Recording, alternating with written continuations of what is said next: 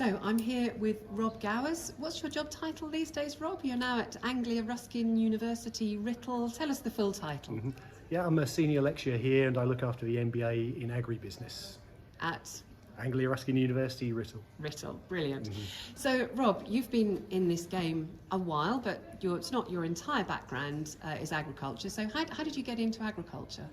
It's an area of immense change and huge potential. It's the biggest industrial area in the whole world because we've all got to eat, and that farm to fork sector is huge in any economy.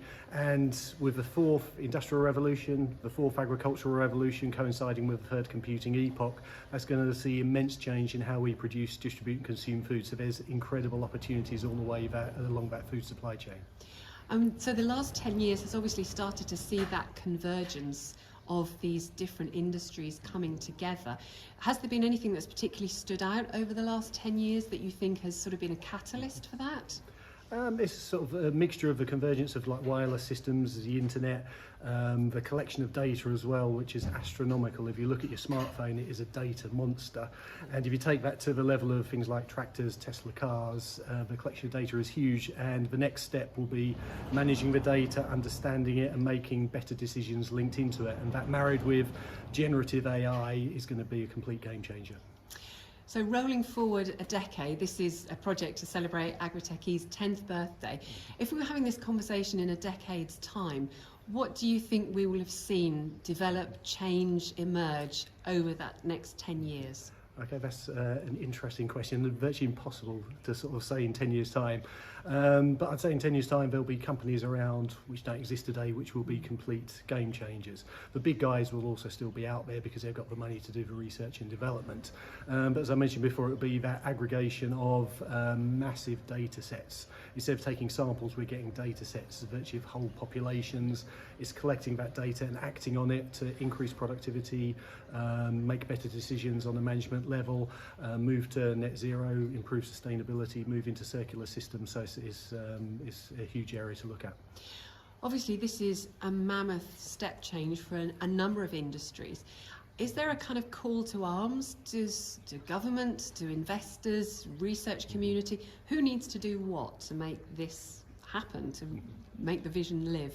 Yeah, well, you're looking at a complex adaptive system. All of those players need to work together rather than work in silos. Some places do it better than others. So it is a combination of governments, the city as well, because you're going to need incredible amounts of money to invest to make those changes. Governments have got a role in terms of regulation and getting the right incentives. Education plays a big part because we just take food for granted. We need to understand where it comes from, how it's grown, its environmental footprint, and be prepared to pay a bit more for it. Now, this has been a really exciting time for Writtle University College with a merger with Anglia Ruskin University. So what's the vision for the future for this new organisation? It obviously brings together a big multidisciplinary opportunity. How do you see the new organisation kind of leading the march into the next decade? Well, as I mentioned before, it's a fantastic time to be in it. The key thing will be on impact as well, making sure we don't just do sort of research which goes to the academic side, but actually has real terms impacts, whether it's for business, for government, or for people on the street.